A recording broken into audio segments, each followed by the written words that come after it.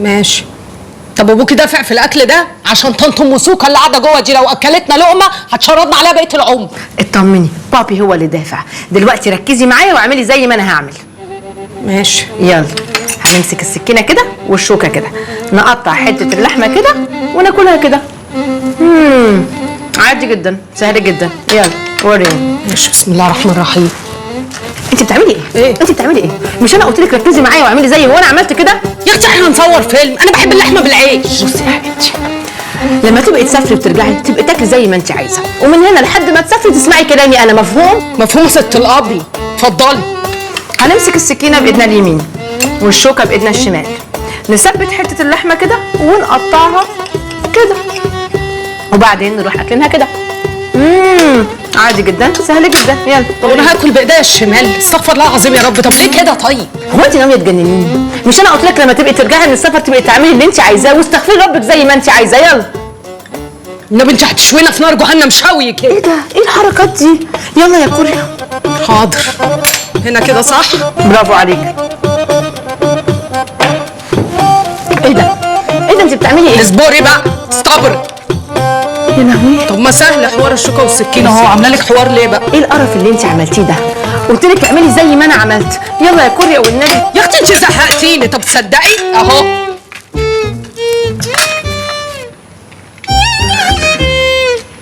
ايه ده؟ ايه ده؟ بعدين بقى لما نتعلم الحاجات دي بقى كبروا مخ. مستقيمة، ظهرك مشدود، كتافك مفرودة، رقبتك مرفوعة لفوق، عينيكي بتبص قدامك مش عمالة تتلفت يمين وشمال زي البرص، رجليكي مقفولة. ايه ده؟ رجليكي مقفولة. ازاي؟ مقفولة كده؟ كده اهو. ايه المنظر ده؟ وانا كده كاني محصوره. ومين قالك تقفي كده؟ اقفي زي اهو كده. كده اهو. يعني تقريبا. يا بنت انا كل ده هبل بالنسبه لي اساس. طب خدي الكبير، انت عارفه ان انا بعرف اطلع السلم الكهرباء لوحدي وما بتكعبلش؟ والله بسم الله ما شاء الله. وتعلمتي الكلام ده فين؟ في مترو الانفاق، محطه ام المصريين، لينا معارف هناك يعني.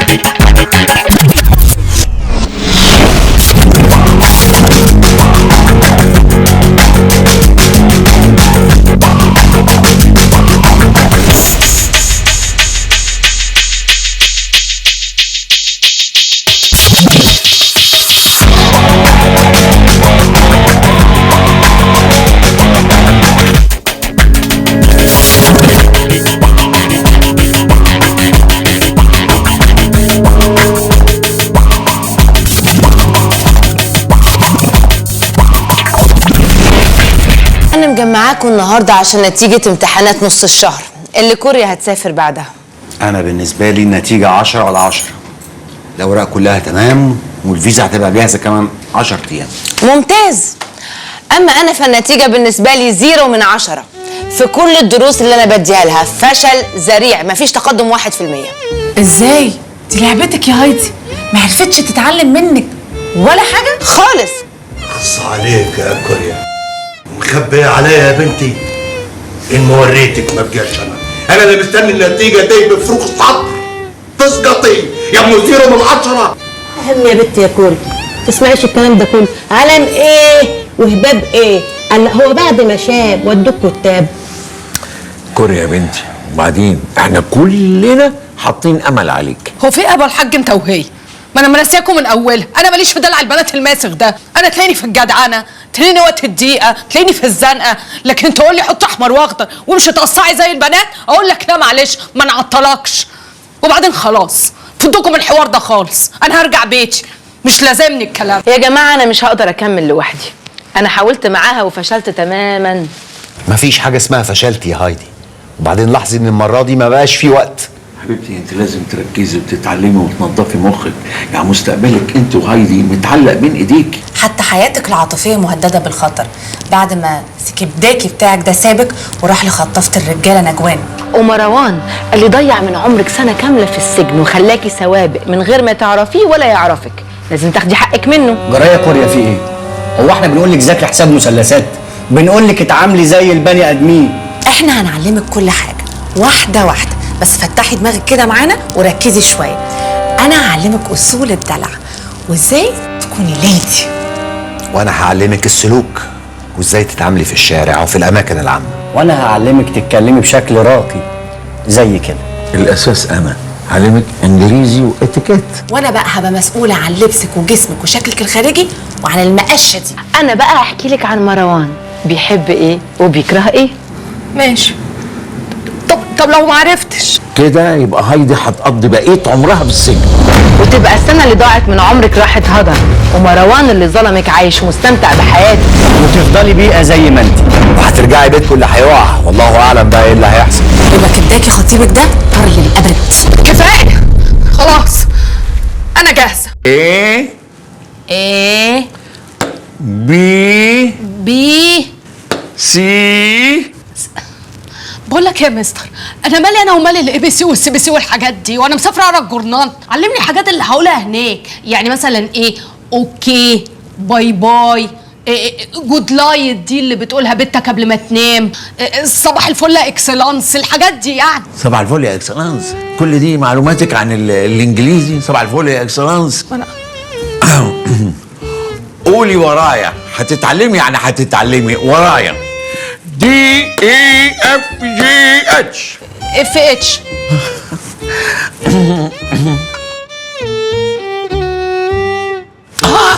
تاخدي زي؟ لا اخويا استغفر الله العظيم، خلي لك انت الحاجات دي، والنبي انا خايفه على نفسي منك اللي عمال تقربعه ده. هتتكلمي انجليزي يعني هتتكلمي انجليزي، انا عمري ما دخلت في حاجه وفشلت فيها، فاهمه؟ قولي ورايا. I am a big cow. اجي يعني ايه؟ يعني انا من بطن البقره. حلوه دي، اقولها I am a big cow. برافو يا كاو، برافو هايله. قوليها تاني بقى. I am a big cow.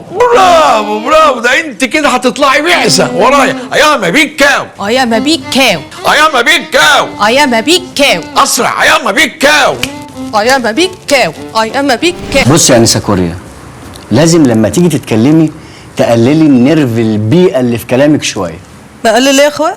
النيرف اللي هو طارق قصده انك لما تيجي تتكلمي خلي صوتك اوطى شويه وانفعالاتك اهدى ولهجتك ما تبقاش اجريسيف. وهي هتفهم يعني ايه اجريسيف.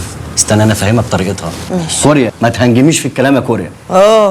ماشي. وكمان لازم تظبطي مخارج الحروف بتاعتك لازم تظبطيها، ماشي؟ وتبطلي تحشي حرف الشين اللي في كلامك ده. هو الكلام كمان بقى بالشوكه والسكينه ولا ايه؟ ايوه يا كوريا، بالشوكه والسكينه. يعني ما تقوليش اختي، ركبتي، خالتي. شاطر. تقولي اختي، ركبتي، خالتي. ويا ريت ما تجيبيش سيره خالتك عشان ممكن تسمعك تفكرك بتنادي لها تنط لنا هنا واحنا مش ناقصين. انت بالك ومال سندس يا جدع انت؟ يا كوريا في إيه؟ انت هتهنجمي عليا ولا ايه؟ كوريا، انا عندي فكره كويسه قوي. ايه رايك تفتحي التلفزيون وتتكلمي زي المذيعات بالظبط؟ انت مش بتشوفي المذيعات في التلفزيون؟ لا ليه؟ ما بتتفرجيش على التلفزيون يا كوريا؟ لا، انا ما اتفرجش على المسلسلات التركي عشان انا ثقافتي تركي اساسا وبتكلم تركي لبلب. ايه ده بجد بتتكلمي تركي؟ ما انا افهمك، اصل انا اصلا سيدي ابو امي اصلا من التراكو. انت مش شايف شكلي ولا ايه؟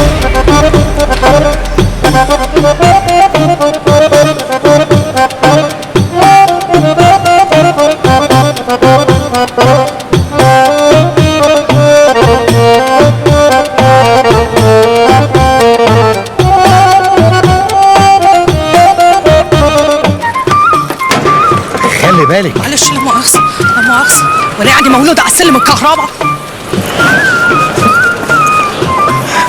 اهو. خلاص حاجه غير طبيعيه، اسندي على البتاع.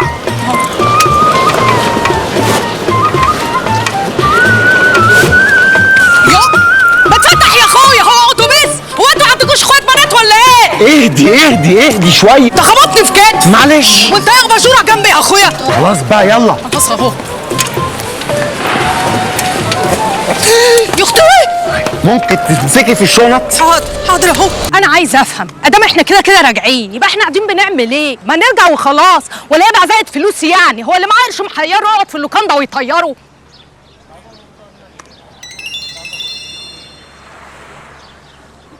الو. شوف الراجل ولا كاني بكلمه. ايه يا ابو طالب بيه، ازيك عامل ايه؟ الحق يا نادر، هايدن قبض عليها. ايه؟ اتقبض عليها ازاي؟ الضابط اللي اسمه علاء كلمني وقال لي انها كانت في اسم مصر القديمه، وانه عمل لها محضر انها سلمت نفسها وهيقف معاها. نهار اسود، جولي اتعكشت. طب اهدى بس وسيطر على الموقف وانزل بسرعه عشان تلحقها في الاسم. ربنا يسترها معاكي. طب اقول لك ايه؟ ازاله خالد سندس فين؟ لا تكون ولايه موسيقى كرشتها. يا ابو طالب بيه، انا وصلت هنا لقيت مروان ونجوان اختفوا مش عارف ازاي. مفيش حاجه اسمها اختفوا، انت لازم تجيب مروان والفلوس وما تجيش من غيرهم، كده هايدة هتروح مننا. يا عم بقول لك اساله سندس فين؟ حاضر. اسالني. كوري عايزه تعرف سندس فين. بتلاقيها عند ام سوكه دي ولا حاجه. بقول لك ايه، سلام، انا كده اتاخرت. قال لك فين؟ عنده ام سوكه. لازم نوصل لمروان ونجوان دلوقتي حالا. عاوز تلاقي نجوان؟ للاسف جه اليوم اللي لازم الاقي فيه صفيح الزباله وادور عليها. بدور على براهين. ايه؟ ابراهيم؟ ايوه، اسمع مني انا. دور على براهين تلاقي ست نجوان. اللي انت عاملاه في نفسك ده متنكره عشان لو شافني معاك ما يعرفناش. يا حلاوه. واللي يتنكر بالشكل ده؟ يو اللي عرفت اعمله بقى، انتوا هتتقبروا كمان. بقول لك ايه، انا ركب امبارح كانت بتخبط في بعضها فايبريشن كده وهو داخل عليا. فايب ايه؟ فايبريشن بالنون، فايبريشن. يا اخويا احنا في ايه ولا في ايه؟ وبعدين مدينه اهو لبسته وحطيت الاحمر والاخضر والفوشيا والبرتقاني ولا بص له وعبرني حتى. ما هو مش من اولها يا كوريا، ما انتيش جوليا روبرتس يعني. مين؟ مريم فخر الدين. طب هو لو كان دخل علينا امبارح وانا متسحوله كده ما كان زمان وقعت بالكلام وكان وقعتنا هتبقى طين. ممكن تهدي وتطمني خالص؟ امبارح كان في واحد قاعد على الترابيزه اللي جنبكم تبع عماد، يوناني بيتكلم مصري زي كده بالظبط، وبيشتغل في سفاره مصر في اتينا، وكان قاعد رامي ودنه على الترابيزه بتاعتكم وسمع كل حاجه، ولو كنت عملتي اي دروب او حصل اي مشكله كان هيتدخل باي شكل ويغطي عليكي، بس احنا ما رضيناش نقول لك عشان ما تقعديش تبصي له وتفضحينا. والنبي ولا خدت بالي انا كنت في ولا في ايه. عموما دلوقتي مروان بلع اول طعم.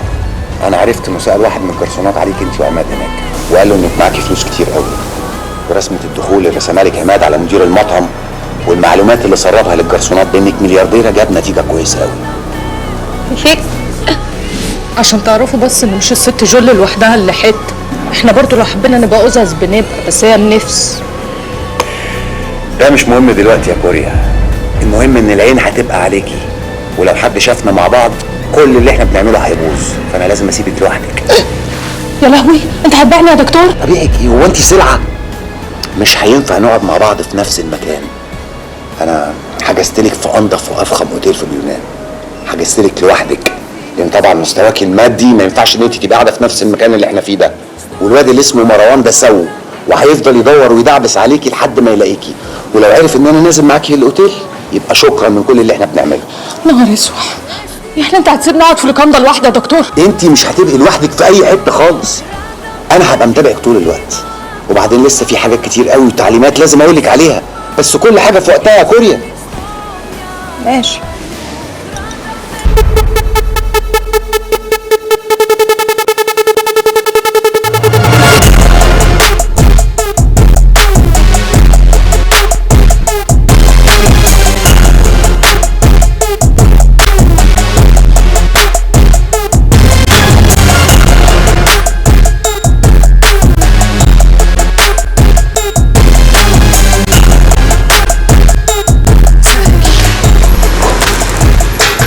كريم يا رب. دخل عليه عزرائيل. المرة اللي فاتت لقى معاكي 2 بادي جاردز، المرة دي جايب 4. ده قليل قوي. سمعنا يا دكتور. لا مساء الخير. اهلا مساء الخير يا متر. ازيك يا مستر مروان؟ اخبارك ايه؟ ده انا محظوظ اني شفت حضرتك تاني. اسعد، ربنا يخليك. اهلا وسهلا. أهلاً بيك. ازي حضرتك؟ الحمد لله تمام. اهلا بيك. ايش حضرتك؟ اتفضل. اهلا وسهلا. اهلا وسهلا يا فندم. مروان ابو عرب، رجل اعمال واعلامي مصري. اهلين. الأنسة ديما عباس من سوريا، من كبار سيدات الأعمال في العالم. اهلا وسهلا. اهلا وسهلا بيكي. بس غريبه قوي، انتي صغيره في السن على انك تكوني سيده اعمال يعني. عندنا بسوريا مثل بيقول صغير يوم وشهر بيعرف منيح بالدهر. بس غريبه قوي، انا اول مره اسمع مثل زي ده. ده زي عندنا كده في مصر، بس احنا عندنا بقى بالعكس. يعني بيقول لك اللي أكبر منك بيوم يعرف عنك بسنة. ايوه صح صح. اتفضل. انا مش عايز بس اكون ازعجتكم. لا أبدا، اتفضل. أهلا وسهلا بيك. أهلا وسهلا بيك. وحضرتك بقى يا ترى منين؟ من سوريا؟ من الشام. من الشام. الله، بحب الشام. ويا ترى بقى انت منين في الشام؟ ها؟ حكم انا الشام حافظها زي كف ايدي. منين؟ من شارع الجامع. شارع الجامع؟ ايه؟ لا مفيش حته في الشام اسمها شارع الجامع. كيف في؟ ايوه انت تقصدي شارع الجامع الاموي. ايه؟ اللي جنب سوق الحميديه. ايه سوق الحميديه؟ الله، دي منطقه جميله جمال. انا بعشقها، بالذات كمان انها بتفكرني بخان الخليل اللي في مصر. ايه بسمع فيك، بس بعمري ما زرت مصر. ازاي تبقي سوريه وما تزوريش مصر؟ ازاي ده يعني مصر وسوريا ايه؟ ما حاجه واحده.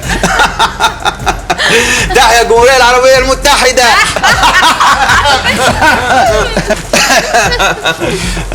وانت بقى عرفتي حكايه الشارع الاموي في سوريا دي منين؟ انا بخويا لا اعرفه ولا عمري شفته. الله، امال ايه؟ شوف، هو اول ما زنقني وسالني انت ساكنه فين انا اتلبشت. بعد كده لملمت نفسي وقعدت افتكر عندنا في مصر. قلت في شوارع كتير قوي اسمها شارع الجامع، وادام الجماعه السوريين دول برضك مسلمين زينا يبقى اكيد هم كمان عندهم كده. قمت طخاه. طب ما انت ذكيه اهو يا كوريا، بتعرفي تتصرفي. طول عمري والنعم، ده انا كنت بطلع العشرة على مدرسه الصنايع، ومره طلعت السبعه على الفصل عندنا. برافو برافو. بقول يا دكتور، لو انت يعني ما سمعتش اي اخبار تاني عن كبداكي من ساعه يعني ما سمعنا اول ما جينا؟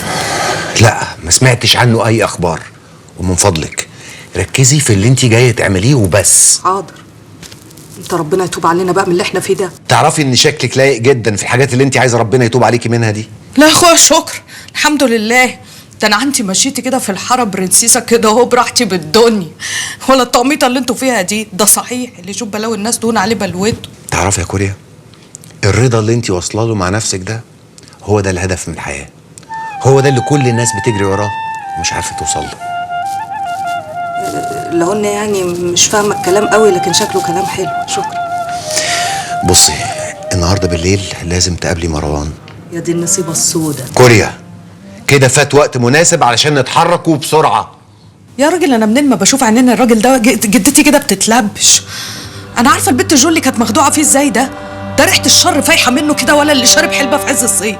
الحاجات المقرفه اللي انت بتقوليها دي، ما انت كنت ماشيه كويس جدا المره اللي فاتت، وانا سامع كنت التليفون مفتوح، كنت عماله اسقف لك وانت بتتكلمي سوري زي السوريين بالظبط. شكرا يا دكتور. اسمها دكتور. حاضر. اسمعي، وانت قاعده معاه ما تجتهديش في حاجات انت ما تعرفيهاش. وانا نبهت على عماد، لو سألك سؤال صعب هو هيرد بالنيابه عنك، وانت اتقالي كده ما تتكلميش كتير. اتفقنا؟ ماشي، ربنا يستر بقى.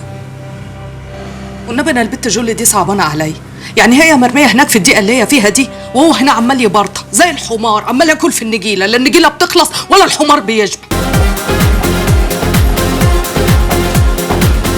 مساء الخير. اهلا. مساء الخير. مساء النور. ده احنا لو كنا متفقين على ميعاد ما كناش هنتقابل كده. ايه الفرصه السعيده دي؟ اهلا وسهلا. اهلا وسهلا بيك. ازيك يا سلمان؟ الحمد لله كله جميل. اتفضل. لا انا متشكر جدا. انا مش كل مره هزعجكم فيها بقى. وبعدين انا هقعد على البار عشان خاطر لو كانت ديما هانم عايزه تقابلني كانت كلمتني في التليفون، ما معاها نمرتي. كانت مشغولة كتير. لا يا ريت تتفضل معانا، بالعكس ده انا عايزك في موضوع ضروري. اتفضل. خير. اتفضل. ده انا لسه كنت بقنع الهانم دلوقتي على موضوع الاستثمارات في مصر، وبحاول اقنعها بكده، خاصة ان المجال دلوقتي هناك بقى مفتوح، غير خالص اللي بيصوروه الاعلام الاوروبي، انت فاهم؟ لا هو فعلا استاذ عماد عنده حق، لان فعلا دلوقتي بقى في مجالات في مصر كتيره جدا ممكن تستثمري فيها ما كانش ينفع تستثمري قبل كده فيها خالص، خاصة المجالين المعروفين سواء العقارات او السياحة، والمكسب فيهم كبير قوي، يعني الموضوع بيبقى لطيف. استاذنك دقيقه واحده. اتفضل. هات لي السجاير بسرعه. يلا. انا مع حضرتك طبعا، بس انا مختلف شويه بس في وجهه النظر، لانه السياحه والعقارات دلوقتي ما بقتش هي المجالات اللي ممكن تستثمري فيها في مصر، الا بقى لو عايزه تخسري فلوسك. في حدا يحب يخسر يا مروان بيه؟ لا طبعا ما فيش حد بيحب يخسر، ولذلك لو الواحد حابب يحط فلوسه فعلا في حاجه زي كده لازم يبقى عامل لها دراسه كويسه جدا. يا باشا. ماشي شكرا. تؤمر باي حاجه؟ لا شكرا. فزي ما بقول لحضراتكم كده انه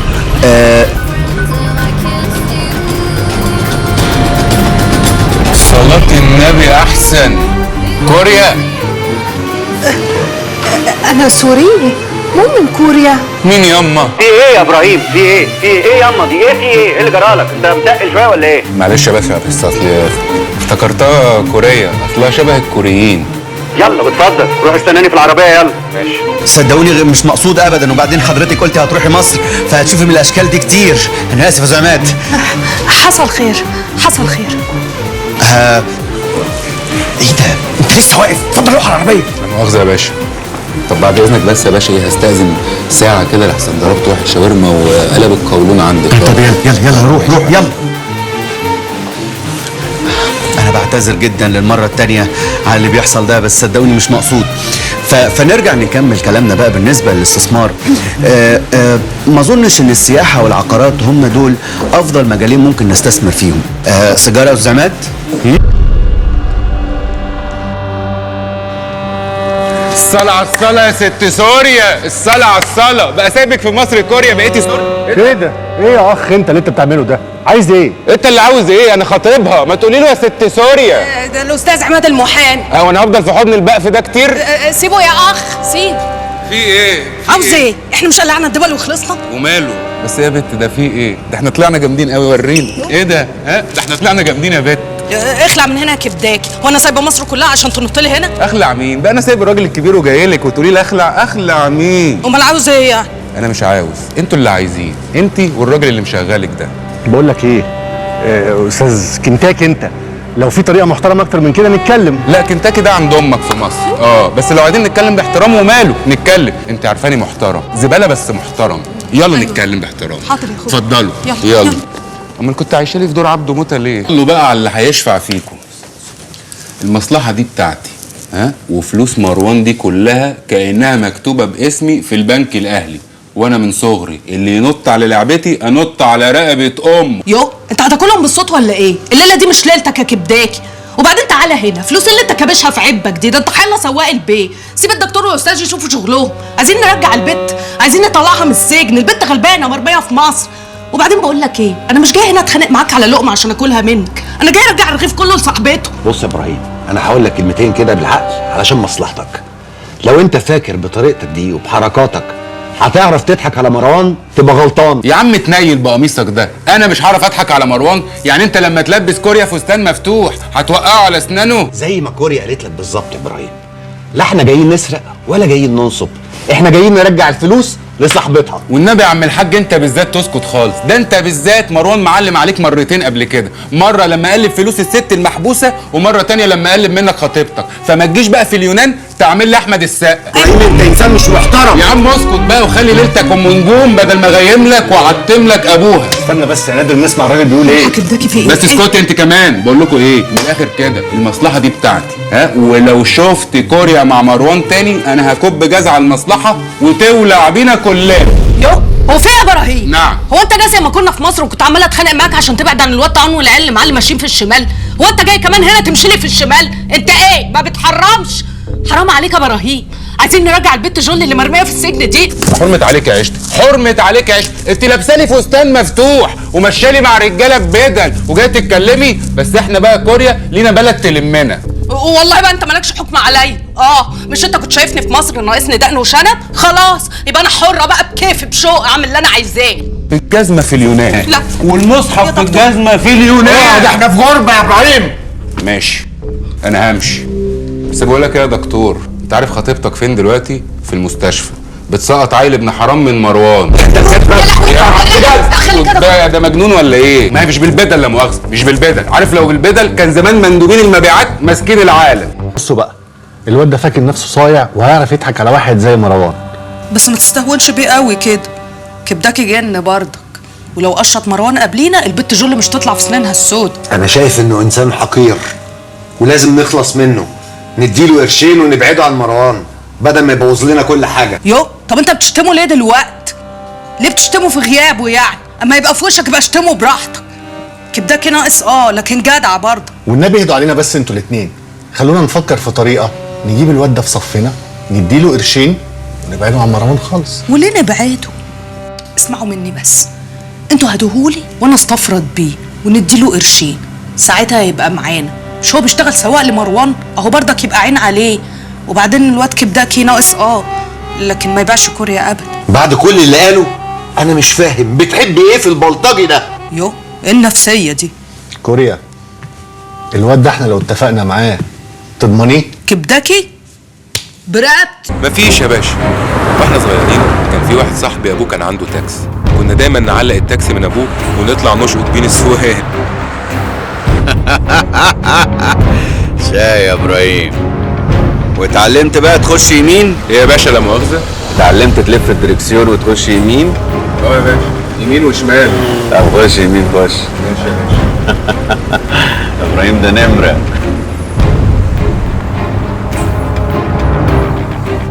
خش شمال يلا. تمام يا باشا.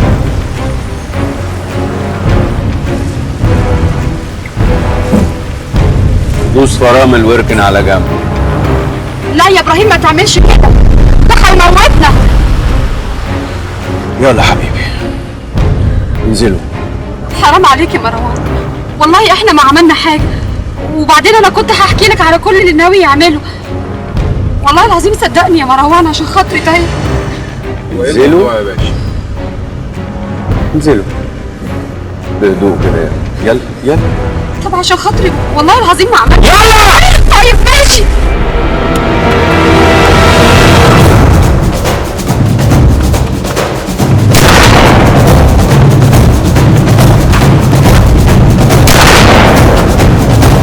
ليه كده يا ابراهيم؟ ليه كده؟ الله، هو انا يعني عشان عاجز تقوم انت تجري؟ انا مش هعرف اجري وراك. ماشي يا هيما. عارف يا ابراهيم، انا اتولدت من الوراق عند حته كده اسمها مصنع الكراسي، ما كانتش معروفه بس احنا اللي شهرناها. عارف ليه؟ عشان لما كان عيل يضايقنا ولا حاجه كنا ناخده ورا مصنع الكراسي ونعلم عليه. بس بعدها بقى مبقتش العب مع العيال، بقيت احب العب مع كبار عشان انا بعرف العب. كسبت 50 مليون، سبت الوراق وسبت مصر وجيت قعدت هنا. فاكيد مستحيل ان انا اكررها تاني والعب مع عيال زباله زيهم.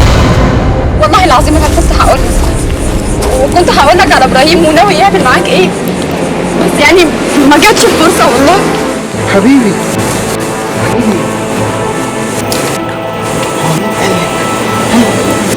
ان انا عايز اعرف منك حاجه. ما انا عارف من اول كل حاجه من ساعه ما كنت في مصر ومعاك المحمول اليوناني بتاعي، وعشان انت جاهله وغبيه مش عارف ان انا كنت عامل رومينج. رومينج يعني ايه يا هيما؟ ها؟ رومينج يعني تجوال، وتجوال يعني دولي. وبما ان حضرتك في التجوال قافله الموبايل بترد عليا الرساله بتاعت الشبكه المستضيفه، يعني انا اول ما اتصلت بيك على المحمول اليوناني بتاعي اللي معاكي في مصر، ردت عليا اميره الامراء وقالت ايه؟ هذا الرقم ربما يكون مغلقا. والله كان ليها وحشه.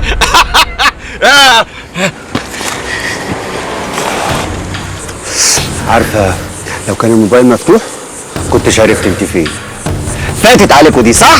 فاتت عليكوا. والله العظيم مش انا اللي عملت كده، ده ابراهيم هو اللي قايل ان انا اعمل كل الكلام ده والله. واطيه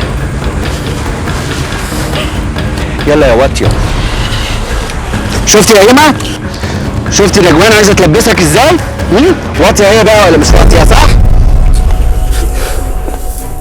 نجوان طلعت واطيه صح؟ بقول لك يا باشا، الحوار ده بينكم وبين بعض انا ماليش فيه. انا لا اعرف نجوان دي ولا شفتها ولا ما خبطت عليكم باب الشقه. هي حاولت تلف عليا صحيح وانا استعبطت، غير كده ما اعرفهاش. بص عليك يا ابراهيم، انا فاكرك عيل ذكي بتفكرني بنفسي انا الشقه قبل ما اعملهم، تطلع عيل اهبل. يد انا عارف من ساعه ما خبطت الشقه وراها انك معاه، يعني نجوم ما تتصرفش كده من دماغها ابدا، وانا كان كل اللي هاممني هي بتتصرف بدماغ مين. يا باشا بقول لك ما اعرفهاش، روح شوف هي بتفكر بدماغي. خرجوني من الحوار بتاعكم ده. ما تصدقوش يا مروان، والله العظيم ده عيل كذاب والله. انا بقى عامل الفيلم ده كله عشان اشوف اللقطه دي، وكل واحد فيكم بيبيع التاني، ولا كلكم كلكم موضوع الوصل ده كوم. لا لا لا كانت حلوه، يعني الوصل في الشنطه تتسرق يجيلي فيعرف العنوان. لا لا لا مرعبه. بس اللي انا عايز اقوله لك بقى ان الوصل ده كان قديم جدا وانا راميه في الدولاب، وقبل ما نجوان تسافر مصر، يعني هي ما تعرفش بيه حاجه. هي كل ما في الموضوع خدته حطيته في الشنطه عشان تعملوا الفيلم العربي ده.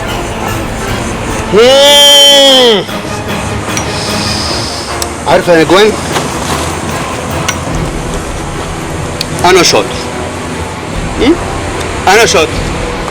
برافو برافو مروان، برافو. عارفه انا سبتك ليه قبل ما تجهضي فتره؟ عشان دي الحاجه الوحيده اللي كانت شغلاني، وقعدت فكرت فيها يا ترى الواد اللي خبطت ده ابني ولا ابن ابراهيم. عشان كده قعدت افكر لغايه ما وصلت الحل. قلت لو قلتيلي على علاقتك بابراهيم يبقى ابني، ولو ما قلتليش يبقى مش ابني. انت ما قلتيش. والله العظيم وربنا ده كان ابنك والله. لا فلتت منك دي يا باشا، انا ما لمستهاش. ممكن يكون عندك حق، كده انت ابتديت تفهم، تبقى شاطر، لان فعلا نجوان مش رخيصه كده. بس كده يبقى الموضوع اوسخ، لان ازاي يبقى في بطنها ابني وتتفق مع حشره قذره زيك؟ لا ما تقولش كده. طب حتى اساله، انا قلت له ايه؟ انا قلت له لو ما بعدتش عننا وعن حياتنا انا هبلغ مروان بكل حاجه والله العظيم. بقول لك ايه يا باشا، ما المسامح كريم، ايه رايك؟ احنا غلطنا وانت الكبير، والكبير بيسامح. مشكلتك يا ابراهيم انك حسسني، وعارف ان انا طيب، عشان كده انا مش هقتلكوا. انا بس هعمل فيكوا زي ما كنا بنعمل زمان، هعلم عليكم زي ما كنت بعمل في العيال ورا مصنع الكراسي. خطير، حرام عليك. يلا حرام عليك. يلا. صدقيني ما كانش مقصود، بس انا كنت عايز اشوفك واكلمك، وما قدرتش امسك نفسي ابدا لما عرفت ان انت ساكنه معايا في نفس الاوتيل. حصل خير. أهلي بالشام متشددين مثل ما بنسمع عن الصعايدة عندكم بمصر، وأنا متربية على هيك ما بيجوز أغيره. أنعم وأكرم، بس غريبة قوي ان اخواتنا في الشام يبقوا متشددين قوي كده. بس عموما انا غلطان، عشان كده ارجوكي اقبلي اسفي. حصل خير. عظيم. يلا اتفضلي اشربي. شكرا، ما بدي. لا ما تقوليش ان انت ما بتشربيش. مفيش بيزنس وومن في الدنيا ما بتشربش. يلا. ما بشرب كتير. يلا عشان خاطري المرة دي بس، يلا اتفضلي.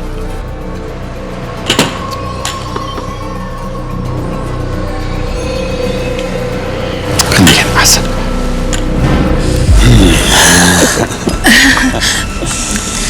شو هي المعلومات الخطيرة اللي بدك تقلي اياها؟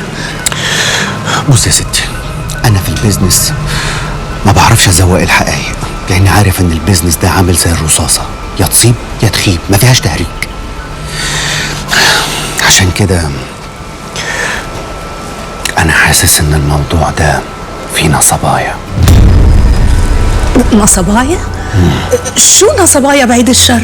الموضوع بتاع المنتجع السياحي اللي انت عايزة تفتحيه في الساحل الشمالي في مصر دي نصبايا كبيرة، ومش أي نصبايا، دي نصبايا كبيرة قوي. شو؟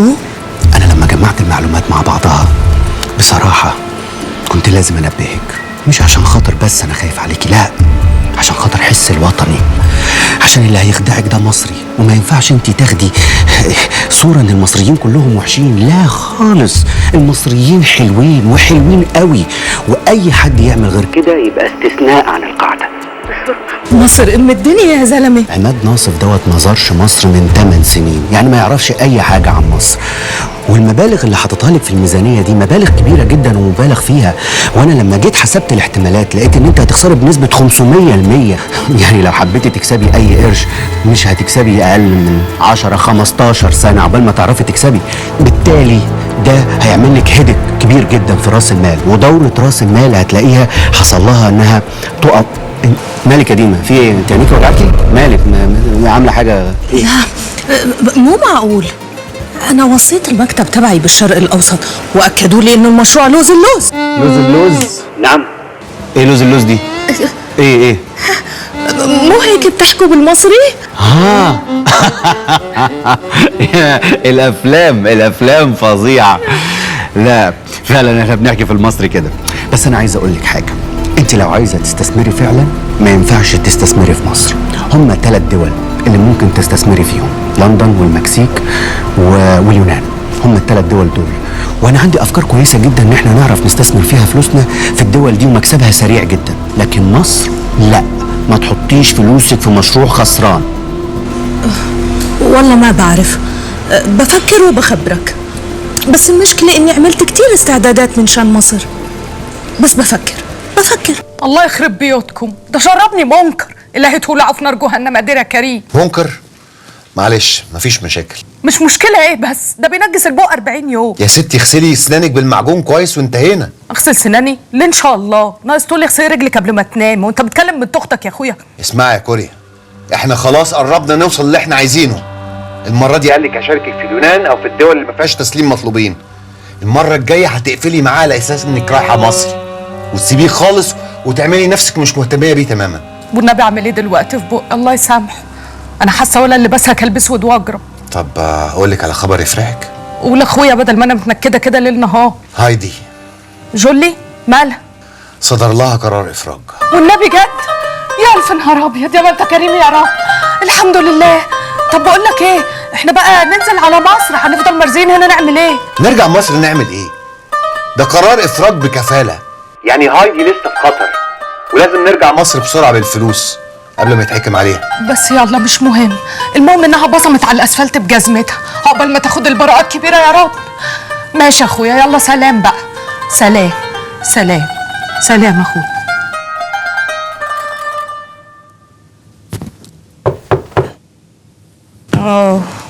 مفيش فايده، ما احنا في بلد اجنبي بقى، ما هي سلطه، هنفضل رايحين جايين لبعض في السويطات. ماشي والنبي لا اديك وش المره دي. انت ما بتفهم يا ستي، كداكي اللي جرالك اللي دهولك كده. تعالى يا كوريا، تعالى يا اخويا تعالى. ده انا اكلت علقه يا كوريا. من مين يا اخويا؟ ما كلهاش حمار. سلامتك يا اخويا سلامتك. والله طبعا. وكشفنا انا ونجوان وطلق علينا كلاب. نجوان رجعت على مصر وانا قاعد له هنا. اتاري الدنيا دي بحر يا كوريا. قالوا احنا اللي فاكرين نفسنا سمك كبير، اتارينا بولتي في وسط الحيتان اللي بره. بس انا قاعد له مش هسيبه، مش هرجع مصر غير لما امحيه من على وش الارض. يا لهوي ياما، يا لهوي، استرها علينا يا رب. طب اقول لك ايه يا اخويا، ما تقصر الشر وترجع على مصر، مش وقت طار دلوقتي، انت حياتك برضو مهمه يعني. طب وانت يا كوري، هسيبك هنا ولا انت عجبتك القعده في الفنادق وسط الرجاله ام بدل دي؟ هو انت بتغير عليا كبدكي ولا ايه؟ غير ايه وهبل، غير ليه؟ كبدكي ده ارجل من اي راجل. على غير ايه؟ بغير، ايه المشكله؟ بغير. يعني عرفت يعني ان كوريا مش زي كبدكي؟ عرفت ان هدمتين الرجال اللي الواحده بتلبسهم وهي بتشتغل في الشوارع عشان بس تقدر من عيون الناس؟ اسره، انا قاعد هنا في ظهرك حمايه ليكي لحد ما الافات اللي معاكي دول ياخدوا الفلوس وننصص معاهم، لان البنك ابو خزنتين يا كوريا بيشيلوه 2. قول كده بقى.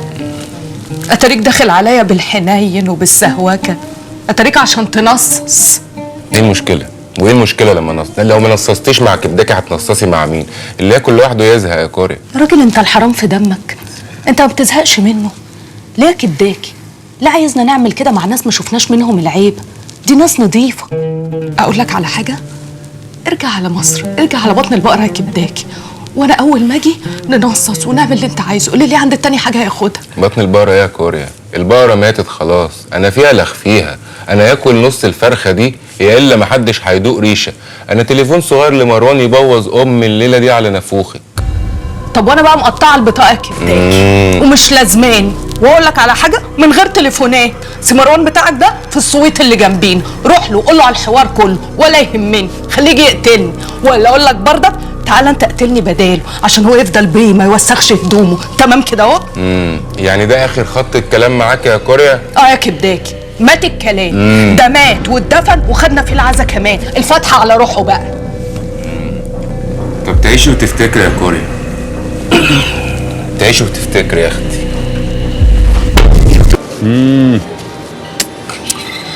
الاكل هنا في منتهى الجمال، بس مفيش اطعم ولا ألذ ولا اجمل من البنات السورية، قصدي من الاكلات السوريه. بصراحه اكلهم لا يعلى عليه. انت بقى بتحبي ايه؟ بتحبي الفتوش ولا المكدوس ولا خبز الصاج؟ بحب اطبخهم كلهم، وخصوصا خبز الصاج، انا شاطره فيه كتير، بعمله منيح. ياه، بقى معقوله واحده زي القمر زي كده بتخبز بايديها؟ طبعا. قلتي ايه بقى في اللي انا قلتهولك؟ مالك في ايه؟ فكرتي في اللي انا قلتهولك؟ ايه فكرت. ها ايه بقى؟ لسه ما اخدت قرار. ليه بس؟ انت عارفه انا جات لي فكره ب1,000,000 جنيه. ايه رايك نفتح سلسله مطاعم للاكل السوري في اليونان، ونبدا من 50 ل 100 فرع مره واحده؟ صدقيني هنكسر الدنيا. لا ماني متحمسه. ليه بس مش متحمسه ليه؟ الله، وبعدين دي فكره حلوه جدا، وبعدين الحاجات الفولكلوريه دي بتشد الناس هنا قوي. شوف، أنا عندي خبراء وشركاء ممكن أستفيد منهم بكل أنحاء العالم. لكن هلأ بدي أشتغل بمصر، المكتب تبعي بالبرازيل بيشوف إنه هاي أفضل فرصة حاليا. طب أنا مش فاهم مصر ليه يعني؟ طب ما أنا وأنتي هنا اهوت مع بعض وممكن يعني نكسب هنا برضو. لأنه هي بلدي التانية، وهي كانت أمنية والدي. وبعدين أنا ما بحب الشراكة. السبب الوحيد اللي ممكن يخليني أشارك واحد مصري لو راح يساعدني بمصر، وبكل الأحوال أنا خلص جهزت كل شيء لحتى أروح على مصر، وكتير مشتهية أشوف إذا كانت مثل ما بتطلع بالأفلام. يا ديما انا بصراحه مش موافق، الافلام حاجه والواقع حاجه تانية. اسمحي لي يعني ان انا اقول لك ان انا مش موافق، لان انا مستحرم ان انت ترمي فلوسك كده، مش معقوله. انا من رايي ان انت تاجلي خطوه مصر دي لغايه ما انا افكر كده واجيب لي 5 6 افكار وهكلمك في التليفون ونحدد قعده تانية، وانا متاكد جدا ان انا هقنعك في القعده دي. ان شاء الله. بفكر. اشهد ان لا اله الا الله. ايه اللي انت عاملاه بنفسك ده يا كوريا؟ طالعه من الحمام على هنا على طريق ده. يو، وانا مالي يا خال؟ مو اللي بيلبسوني كده وانا اعمل خاوي يا مالت. ماشي. استنى يا خال. الو، ايوه يا ديما، ازيك؟ عامله ايه؟ وحشتيني كتير. الو، ايه الدوشه اللي عندك دي؟ انا هون بمصر، هي دوشة مصر. الله عليها، الله يحميها، بتاخد العقل.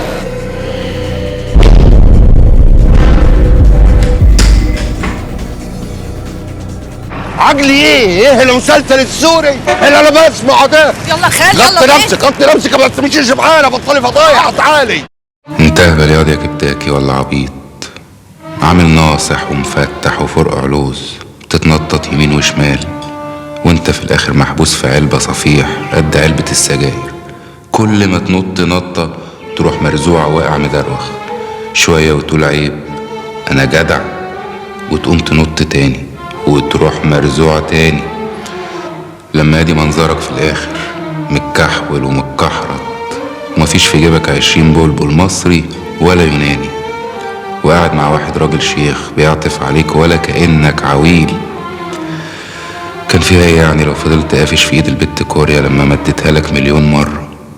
مش بدل ما انت واقف لوحدك في اخر الدنيا خسران كل حاجة، بلدك ومزتك وعيشتك اللي كنت عايشها برنس على شوية عيال شبهك. لا، الحكاية كده مش جايبة همها. انا لازم ارجع مصر، لازم ارجع. هنسافر سوا، احنا اسبوعين وننبسط. سيسكين اون فو انو ريفيان، نرجع تاني. هو ابوه كده فاكر نفسه ايه يا اختي؟ مهند؟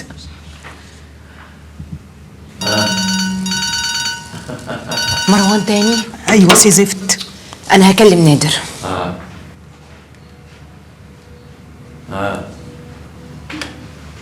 وي الو. ايوه يا نادر. ازيك يا هايدي، عامله ايه؟ كوريا عامله ايه؟ كويسه؟ والله وحشتني جدا، وقتينا وحشه جدا من غيرها. اسمعني يا نادر، كوريا دلوقتي بقالها عندي اسبوعين، ومروان كل يوم عمال بيتصل وهي ما بتردش عليه، وانت كل ما بكلمك بتقول لي اطمني. انا خلاص الجلسه بتاعتي اتحددت، مش مستعده استنى لغايه ما الاقي نفسي محكوم عليا. بقول لك ايه، ابو طالب بيه وكوريا عندك؟ عندي. ليه، في ايه؟ طب افتحي السبيكر يا هايدي من فضلك، وخليهم يسمعوني وانا هفهمكم على كل حاجه. طيب ماشي. وي بابي، تعالى يا بابي دقيقتين. حاضر. انا كان لازم استنى وقت مناسب بعد ما كوريا رجعت مصر علشان اتاكد ان مروان اقتنع انه ممكن يطلع من وراها بمصلحه كبيره. دلوقتي يا كوريا لما مروان يكلمك لازم تردي عليه، وانا هحفظك تقولي له ايه بالظبط. وكمان انا اتاخرت علشان لما اظهر لمروان ما يشكش ان في اي علاقه بيني وبين كوريا. ايه؟ هتظهر لمروان؟ انت كده هتبوظ كل اللي احنا عملناه. ولما انت يا اخويا ينفع تظهر له؟ ما مرمطني معاك ليه من اولها؟ يا جماعه اسمعوني بس، مروان دلوقتي هيتجنن علشان يرجع مصر. نفسه مثلا ينصب على كوريا ب 100 مليون دولار، وطالما هو عايز يرجع انا بقى هرجعه. واول ما يجي مصر هيتقبض عليه وياخدوا منه الفلوس وكوريا تختفي. لا طبعا، مروان مش عبيط. قبل ما يرجع هيكون محول كل فلوس البنك من هناك، وهيخلص كل الاجراءات القانونيه بتاعته علشان ما يتقبضش عليه لما يرجع مصر. ايوه يعني انا كده ابقى خلصت؟ طبعا لا، انت هتظهري له تاني بشخصيه ديما عباس، وهتدخلي معاه في مشروع احنا هنرسمه لك، وبعد ما تاخدي كل الفلوس اللي معاه هيكتشف ان كل الكلام ده كان بلح. يعني هو كده مش هيبقى عبيط؟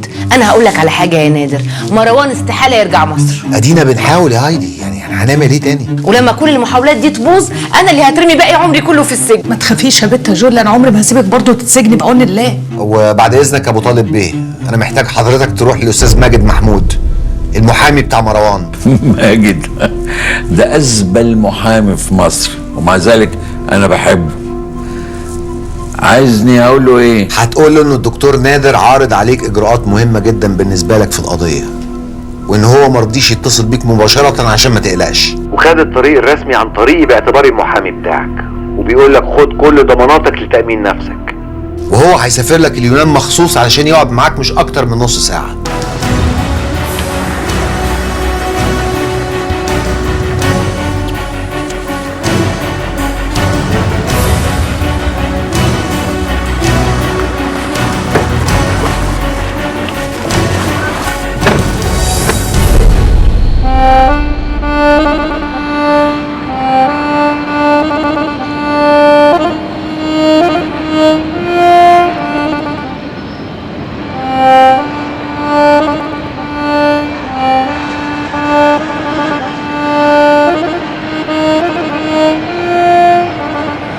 ليموزين يا باشا. ليموزين ليموزين ليموزين يا باشا. انت اطرش ولا مالك؟ لا مؤاخذة يا باشا، حضرتك عايز ليموزين؟ لسه فاضل تك على الليموزين. الساعة كام في ايه؟ الساعة 8:30. هو موقف الميكروباصات اللي بيروح الهرم فين؟ نعم، موقف ميكروباصات. موقف. انزل بقى تحت الموقف بقى، دور على الميكروباصات تحت بقى.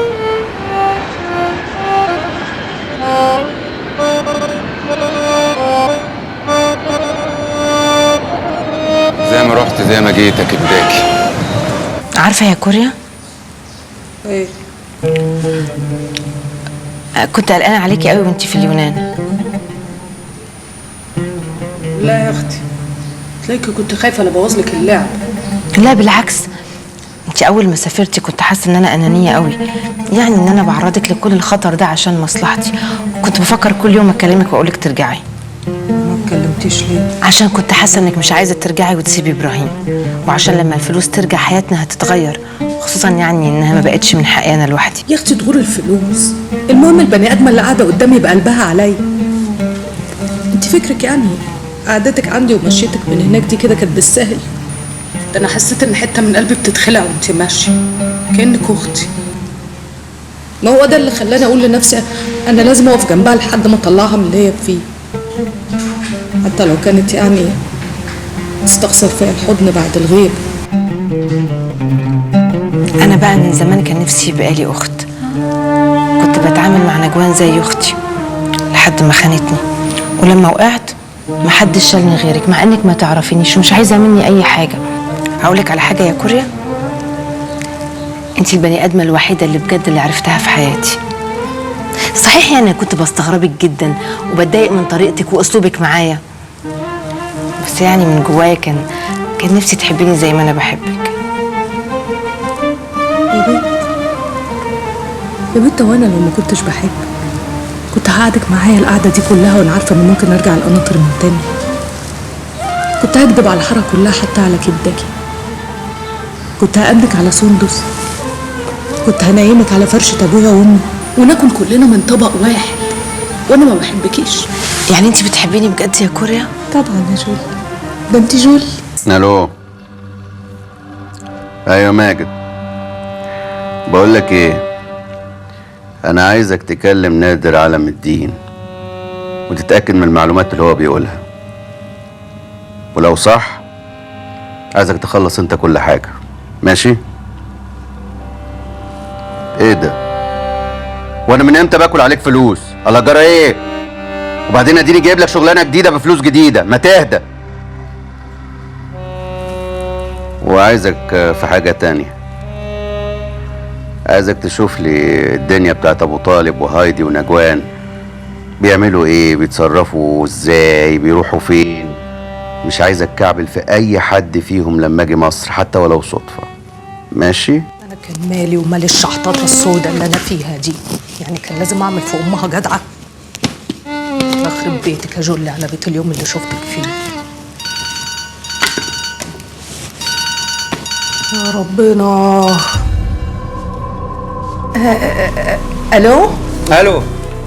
ايوه يا ديما، ازيك؟ عامله ايه؟ اهلين. ايه مال صوتك؟ معلش كنت نايمه. انا اسف جدا ان انا اتصلت بيكي في وقت زي ده، بس في الحقيقه انا بحاول اكلمك كتير جدا من ساعه ما سافرتي وانا مش عارفه اوصل لك. معلش كتير زحمه الوقت. بقول لك ايه يا ديما، انت عملتي ايه في المشروع بتاعك؟ خلصتي؟ مو بشكل نهائي بس عوشك. طب انا في حاجه كده بقالي فتره بفكر فيها بصراحه. كلامك كل اللي انت اتكلمتي فيه عن مشروع وعن مصر شغل دماغي جدا، وانا حابب ارجع بلدي واشتغل فيها تاني. فايه رايك اشاركك في المشروع بتاعك؟ منيح، كتير منيح. طيب لو انت موضوع التوقيعات والاتفاقيات ده لسه ما خلصتيش فيها، استنيني شويه كده لغايه ما اجي. مو بعتقد بقدر، انا ملتزمه بمواعيد. انا مش طالب منك كتير، يعني انت بس استني شويه صغيرين وانا هكون جاي لك في اسرع وقت ممكن. بشوف الله بيسهل. عظيم. طيب انا مش عايز اعطلك، يعني لو الموضوع متيسر كملي فيه، وانا لما هرجع لك ان شاء الله مش هسيبك، هشاركك يعني هشاركك. الله بيسهل. سلام سلام. أنا كنت ضحية عملية نصب اشتركت فيها أغلى واحدة في حياتي، مراتي وأبوها والمحامي بتاعها. يا الله، كيف هيك؟ طبعا أنا مش المفروض عليا إن أنا أقول لك حاجة زي كده، بس أنا وش معروف هنا، عشان كده أي حد كان ممكن يشوفك معايا يقول لك كلام عليا اللي بيسمعوا في الإعلام، عشان هم كانوا قادرين إن هم يسربوا المعلومات الغلط. عشان كده أنا حابب أقول لك الموضوع ده من وجهة نظري. أنا ما بصدق الإعلام. أنا ومراتي هايدي طبعا أنا طلقتها قبل ما أهرب من مصر. كنا شركاء مع بعض في مشروع القنوات الفضائية ده اللي أنا هعرضه عليكي، وقدمنا ضمانات كتير للبنك، منهم نصيبي في مصنع المراتب، وكان القرض باسمها. وبعد ما خدنا الفلوس وخدنا القرض فوجئت ان ابوها والمحامي بتاعها حولوا الفلوس كلها بره. وانا ما عرفتش اعمل ايه، انا لقيت نفسي لوحدي. قررت اني لازم اهرب لغايه ما اقدر اثبت براءتي. يا الله على البشر، كيف المرأة بتخون زوجها كرمال المصاري؟ أنا ما كنتش قادر أجي بلدي، حاولت يا مصر ما كنتش قادر أجي، بس الحمد لله قدرت أدفع للبنك كل القرض، وهي كمان طلعت براءة، دلوقتي بتتمتع بفلوسي من غير أي ذرة إنسانية أو حب. يا الله، انت شو مظلوم. بكرة الله بيعوضك خير وبيرجع لك حقك. أنا عارف، أنا مؤمن، ولولا واثق إن أنا مؤمن ما كنتش وقفت على رجليا. بعرف باين عليك الإيمان. عشان كده أنا واثق إن مشروعنا ده هينجح وهكسب منه كل اللي خسرته. بالعكس أنا هبقى أحسن من الأول مليون مرة. إن شاء الله إن شاء الله. قديش برأيك بتكلف شبكة القنوات هاي مبدئيا؟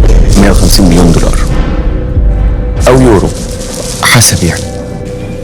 منيح، بخلص بكرة من وجع الراس تبع المصنع يلي رايحته وبنفضل هاي القنوات. عظيم عظيم. واسمحي لي بقى، بما انك خلعتي عماد، يعني عماد مشي، فبما اننا شركاء دلوقتي فانا اسمحي لي يعني ان انا اجي معاكي كمرافق للمصنع يعني، او اعتبريني يا ستي مستشار. بيشرفني كتير. هو انا ماليش عندك ولا ايه؟ انا لا عايزه اشوفك ولا عايزه اعرفك، لولاش بس انك قلت لي انها مصلحه تخص جوليا انا كنت جيت لك ولا عبرت. طب عينك في عيني كده. فاكره كوريا اول مره شفتك فيها؟ فاكره، كنت لسه جاي بطن البقر، وكان يوميها في عيال صيع بيعكسوني، اتخانقت معاهم وضربتهم اما قطعتهم ووصلتني لحد البيت، مع اني قلت لك سيبهم وانا اقطعهم بسناني، بس انت قمت بالواجب. كانت اول مره احس ان ليا ظهر من بعد ابويا الله يرحمه. بس انا كلتهم على بنت حرام، قيمة عصب يا بنت، عصب. عارفه يا اخويا. هو انا من ساعتها يا كوريا قلبي ما بقاش بتاعي، يلف ويروح ويجي ويركب تكاتك واتوبيسات ومكن، بس ليه راجع في الاخر؟ لازم يا كوريا اخر اليوم يجي يجرش عندك. كان بيجرش عندي يا هيم، بس خلاص قلبك اللي غالي عليا ده انت رميته على فرشه في الشارع. بقيت لازق عليه ورقه كده اهو بتقول للبيع، عمال تنادي عليه في اللي رايح واللي جاي، يمكن حد يشتريه حتى لو كان بالرخيص. عارفه يا كوريا، انا قعدت اسبوعين في عز عند اللي اسمه جاسم ده. عرفت ساعتها ان التقيله في بطن البقره الدنيا وما فيها، وشفت نسوان رخيصه، نسوان تعمل اي حاجه عشان خاطر الفلوس. عرفت ساعتها ان واحده بس في حياتك بفلوس الدنيا كلها. وشفت نسوان حلوه يا كوريا، نسوان تحل من على حبل المشنقه. عرفت ساعتها ان النظره في عينك نعمه من عند ربنا.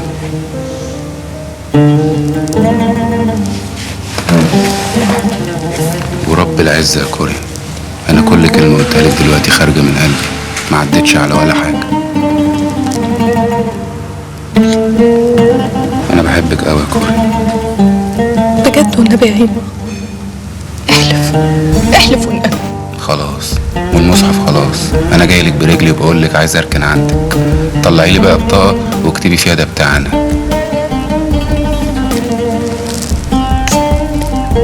بحبك يا حتتي. وانا بموت فيك يا مزتي. حضرتك تشرب ايه؟ لا تمام، احنا شربنا شربنا. لا دي محتاجه اشعه، محتاجه اشعه. طيب انا هخلع انا بقى، انا عايزك تبقي مطمنه بكره. ها انا اتفقت انا وجاسم مع نادر على كل حاجه، المشوار ده متامن ومتظبط، انا في ظهري. او نرجع للست الغلبانه دي فلوسها، مش عارف انا حرق نار. يو وحشنا يا كوريا. شايفتك معجب بالمصنع. لا كويس حلو. انا كمان بفكر ان انا وانت نتشارك فيه، ايه رايك؟ بفكر وبشوف. سوري معلش، رساله بس اشوفها. اتفضل. يا فندم، يا رب يكون المصنع عجب حضرتك. ايه حلو كتير. لا يا فندم، ده احنا عندنا كمان عماله مدربه على اعلى مستوى، ده غير المعدات الحديثه يا فندم. وان شاء الله اصنع قريب باذن الله. كتير. وين بتجيبوا الماكينات؟ احنا بنستورده من المانيا يا فندم، وده احسن مكان بيجيب منه مكن. عشان يا فندم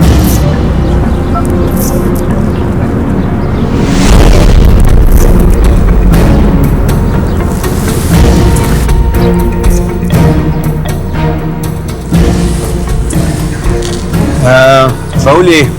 ممكن دقيقة لو سمحت؟ أدردش معاك بس شوية. خليكن خلي.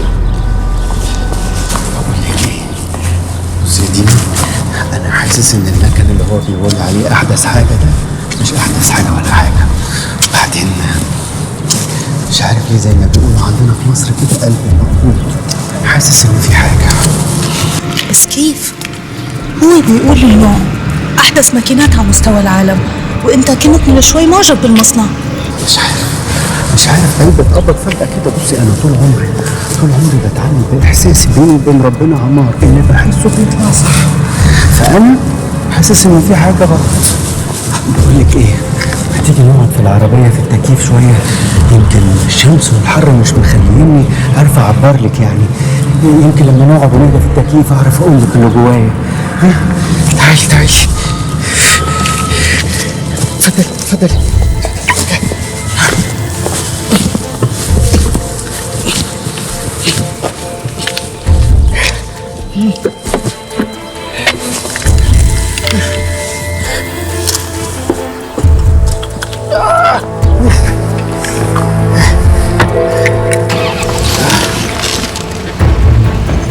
نحن رح نمشي؟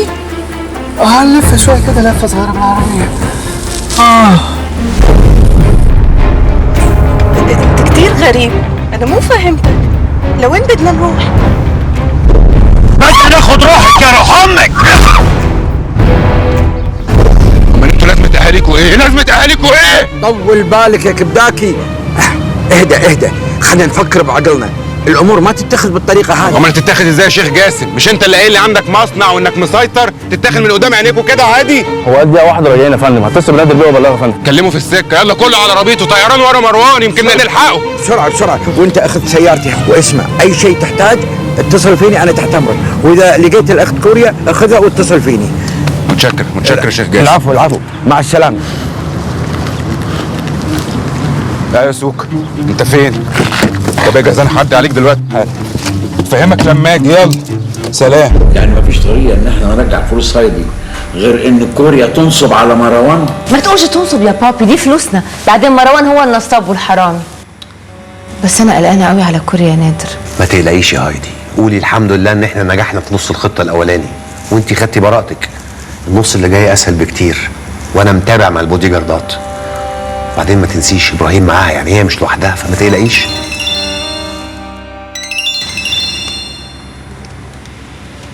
الو؟ ايه؟ مروان خطفها؟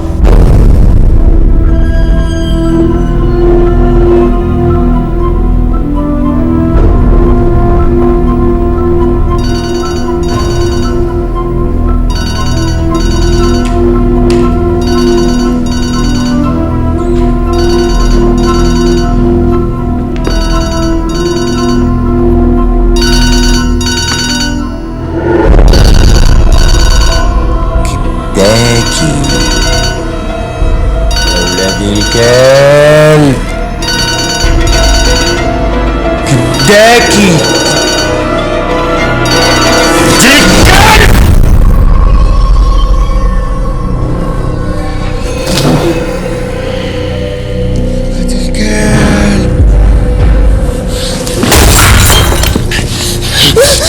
طيبت مين اللي زقك عليا؟ ها؟ انت عارف انا خسرت كام؟ 25 مليون دول ولا حاجة قصاد ان انا اعرف مين ولاد الكلب اللي زقينك عليا. ها؟ قولي يا بنت، قولي وانا انغنغك. انت فاهمة؟ هنغنغك واخليكي تعيشي العيشة اللي امك حتى ما تحلملكيش بيها. انطقي قولي.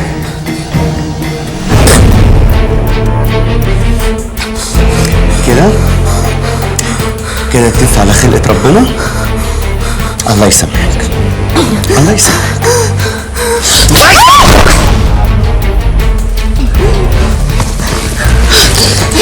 انت يا بنت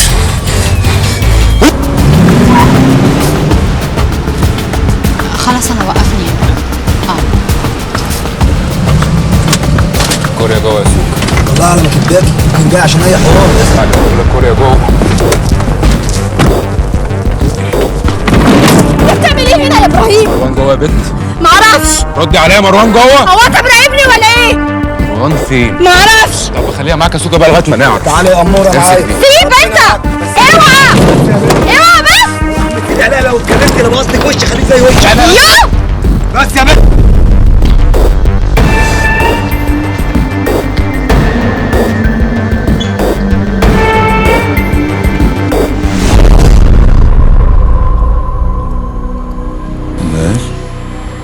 آسف يا دينا هانم، آسف. معلش معلش أنا آسف. قوليلي بقى كده، هنفضل باصين لبعض كتير؟ تعرف إبراهيم كبداكي منين؟ تعرف الواد ابن بطن البقرة ده منين؟ يا بت انتي ايه؟ ما بتخافيش؟ انا ما بخافش الا من خلقي.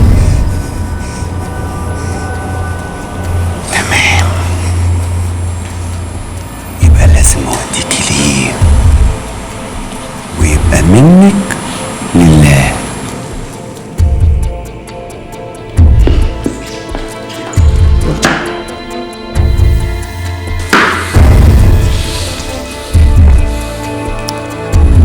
منك ايه لله.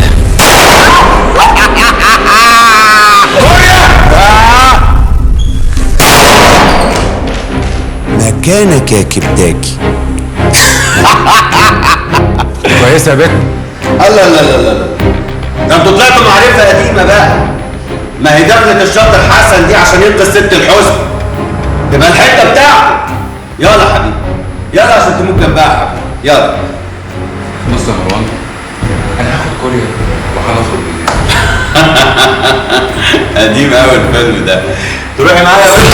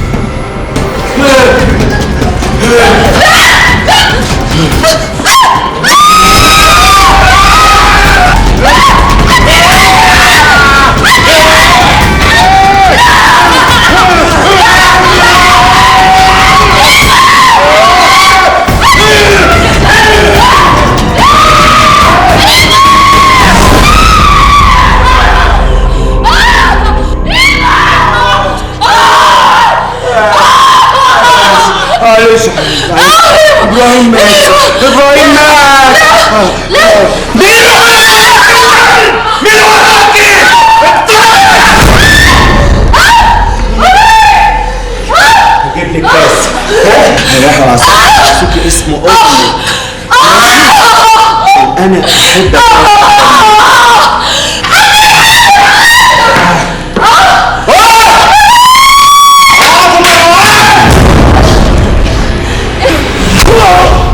هاخد الشهاده ولا تقول ورايا؟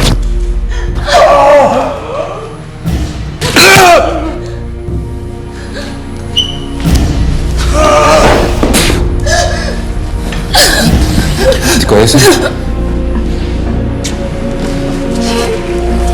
يلا يلا حبيبتي يلا. ايه ده؟ كوريا قومي يا بت قومي سيبني. اسكتي خليها تمشي خليها امشي تروح في داهية. ماشي. الف سلام عليك يا كوري. وانت مالك يا صاحبي؟ ايه ده؟ ايه الدم ده؟ الف سلام عليك. خلاص مالك يا حبيب قلبي؟ مالك يا كوري؟ خلاص مفيش حاجه خلاص. في ايه يا كبداكي؟ خرجنا. انت طمنا عليك بس. ايه الدم دوت؟ شغال كوريا كوريا، الحمد لله على السلامة يا كوريا، الحمد لله على السلامة. كويسه؟ الحمد لله على السلامة.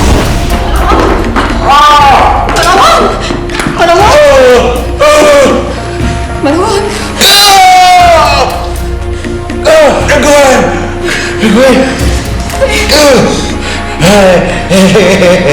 شفتي بتلفي وترجعي لي زي القرش الممسوح.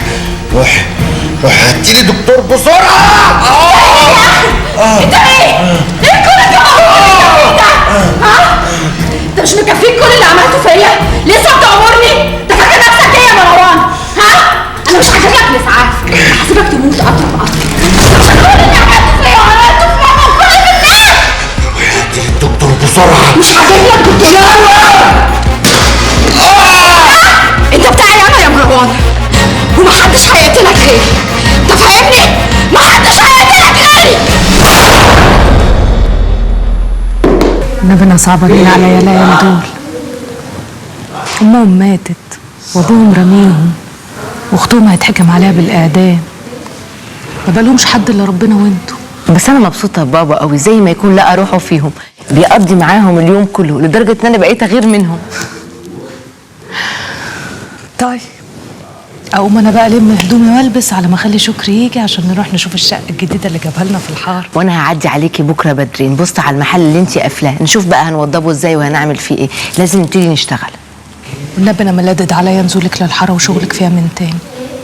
كان نفسي ارجع لك فلوسك كلها على داير المليم. انتي جبتي لي البراءه اللي اهم من الفلوس، وبعدين انا مش عايزه اروح الحاره عشان الشغل.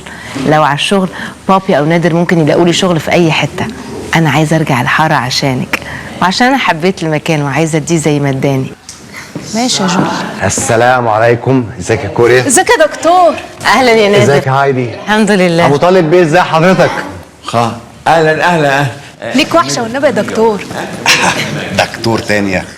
هو انت ما بتتعلميش مني حاجه يا كوريا؟ يا اخويا فكك مني بقى، مش الفيلم خلص خلاص؟ لا لسه ما خلص. يعني ايه؟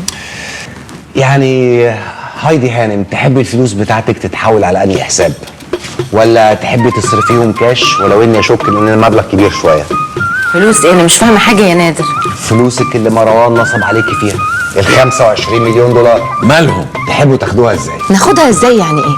اذا كان مروان مات ومالوش ورثه، والفلوس دي المفروض تروح للدوله، ده لو اليونان اصلا افرجت عنها. الكلام ده مش مظبوط يا هايدي، لان مروان ليه ورثه. ورثه مين؟ مراته. مراته مين؟ حضرتك. يا حبيبي مروان طلق هايدي قبل ما يسافر. ابو طالب بيه، مروان طلق هايدي شفوي، كتب لك ورقه انت طالق يا حبيبتي. لكن وهو بيهرب فعلا ما كانش عنده وقت يروح للمأذون ويوثق الكلام ده، وبالتالي انت قدام الحكومه مراته، ولما مات تبقى انت الوريثه الوحيده ليه. وانا كلمت البنك والسفاره في اليونان وخلصت كل الاجراءات معاهم، والفلوس جاهزه على التحويل. زغرتي يا كوكي. الله اكبر. والنبي انت ربنا راضي عنك ونيتك صافي. الحمد لله. ما حدش هيخلص الحكايه دي الا الراجل ده. اسمعوا بقى، الفلوس دي مش بتاعتي انا لوحدي. اولا انا هعمل براند باسمي وهفتح مصنع اللبس اللي طول عمري بحلم بيه، وكوكي هتبقى شريكتي. انت بقى يا دكتور نادر هتظبط لنا كل حاجه وتخلص لنا الموضوع. لا اهدي شويه. دكتور ايه؟ مصنع يعني كبداكي. اسمعي مني، ده كبداكي لعبته المصانع كده اهو. مصانع يعني كبداكي.